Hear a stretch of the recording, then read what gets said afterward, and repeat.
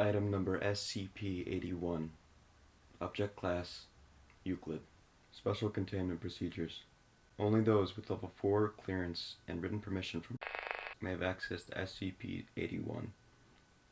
Full hazard gear including suit and gloves and an oxygen tank must be worn at all times when in the containment area. Suits must be sprayed with a disinfectant shower before leaving the containment area. If containment is breached, the entire area must be exposed to ultraviolet light and then bleached. Those who are suspected of being infected must be quarantined for at least 10 days. If no symptoms manifest after the 10th day, the quarantine can be lifted.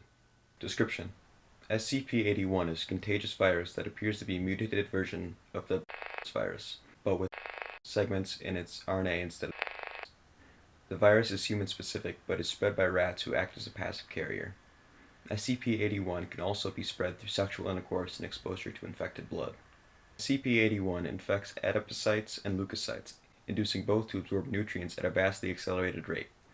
As the nutrients are absorbed, infected B cells produce and secrete large quantities of a modified human antibody. Adipocytes expand and proliferate, and the organism's caloric intake increases. When the concentration of adipose tissue reaches a critical point, the viral antibodies instigate systematic cell lysis, followed by an unknown process leading to the spontaneous combustion of the infected individual.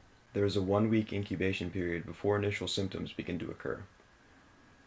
The duration of the symptoms depend entirely on the body fat percentage of the infected. Infection proceeds through 4 distinct stages.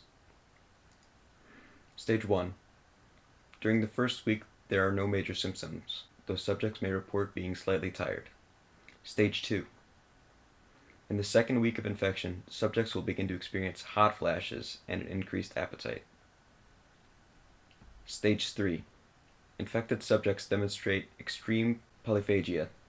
They will do anything in their power to obtain food or anything edible. During this stage, metabolism slows down significantly and weight gain proceeds rapidly. There is no set time that will elapse before the 4th and final stage. In order for the virus to complete its life cycle, the victim must be composed to 55% body fat. Stage 4. Once the subject reaches 55% body fat, the urge to eat will stop. The subjects report increased instances of hot flashes. Soon afterward, the body will go through an extremely violent version of widespread cell lysis. As cells burst, the modified antibodies catalyze the ignition of fatty compounds through unknown means. The body is incinerated from the inside out via the wick effect, with the additional fat serving as a fuel source. Because stage 4 is largely asymptomatic, subjects are never aware when combustion will occur and the exact timing is apparently random. Addendum 81-1. The first recorded incident of SCP-081 was reported in 1673 by Frenchman Jonas de Pont.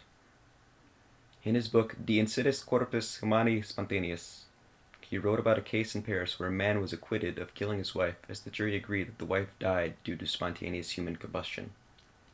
It should be noted that the woman was incredibly overweight at the time of her death. It was not until the death of Marie Reesser on July 2, 1951, that SCP-081 was brought to the Foundation's attention. Despite the Foundation's best efforts, this information was leaked to the national media along with pictures of the incident. It is believed that most reported cases of spontaneous human combustion are caused by SCP-081. Addendum 81-2. SCP-081 is estimated to have existed since and thought to have originated in. Because of widespread poverty and malnutrition present in many European countries at the time, instances of 3rd and 4th stage infections were rare. North America has experienced the most cases of SCP-081 in the last century, but because of the cleaner conditions and active rat population control, SCP-081 cases have dropped significantly. Fewer than people a year die from late-stage SCP-081. Addendum 81-3.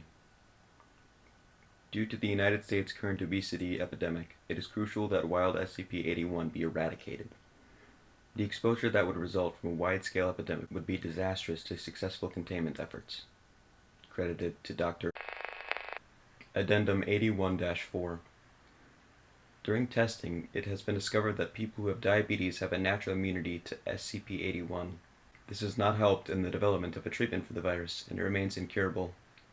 Wild infection and an alternate cause of death provided. Addendum 81-5. The following is a statement from Dr. It was discovered by Agent that SCP-0-81 can spread by exposure to the ashes of a deceased victim.